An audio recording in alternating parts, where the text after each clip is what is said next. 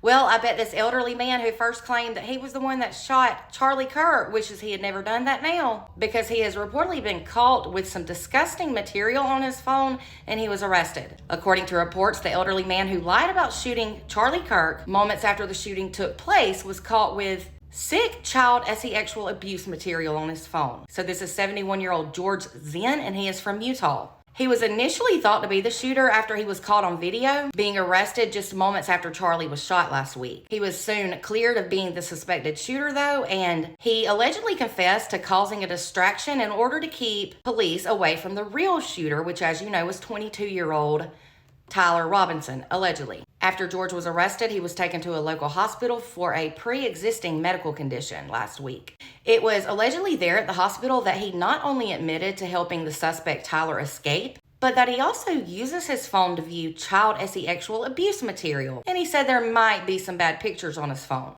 Well, he then agreed to turn his phone over to FBI agents, and they then found a number of pictures of prepubescent girls who were scantily dressed. This was at first absolutely sick. It was said that the Utah Special Victims Unit then took over this matter, and that led them to finding even more evidence on this sicko's phone. Reportedly, a search warrant was obtained yesterday on Monday, September 15th, and investigators reportedly discovered over 20 images of kids ranging from ages 5 to 12 in various stages of undressing and sexual posing. Police also then found several graphic text threads where George here, the perv, shared these disgusting images with other people. He then allegedly admitted that he gets sexual gratification for viewing and sharing these pictures, and that he prefers children between the ages of 5 and 12. Unbelievable. It was said that the material that was found on his phone is still currently under investigation. According to reports, while George was at the hospital, he noted that he decided to cause a disruption at the college where Charlie was shot because he wanted to be a martyr for the person who was shot. Authorities noted there is no actual indication that he worked with the actual shooter during this incident, though. They said it appears that George was only there and that he falsely admitted to being the shooter, which did obstruct law enforcement from focusing on the actual real shooter. Reportedly, George was eventually released from the hospital. He was taken to the Utah County Jail, and he was ordered by a judge on Monday to be held with no bail on 4 counts of second-degree felony sexual exploitation of children and 1 count of second-degree felony obstruction of justice. He had also recently been charged with trespassing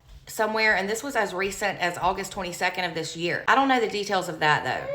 Since all of this has come out about George, he has reportedly been identified by local Utah residents as a well-known political activist who has several arrests in his past. Reportedly, his most serious arrest was in 2013 when he was charged with threatening to plant a bomb at the finish line of the Salt Lake City Marathon. And as I said, he's got several trespassing arrests and charges from the past as well. It was said he's known to often show up to protests and demonstrations in the state of Utah. It was further said that the DA's office has tried in the past to get George into mental health court, but that he didn't really participate in it. I guess he thought he didn't need it. But yeah, this man is not only an odd one, he's a perv as well. And he seriously needs to be locked up for the rest of his days, in my opinion, for what he's done. I bet he wishes he had not gotten involved in this mess now, or maybe he's glad he did, because it seems to me like he likes the negative attention. Let me know your thoughts in the comments, and for more, be sure to follow and subscribe on YouTube.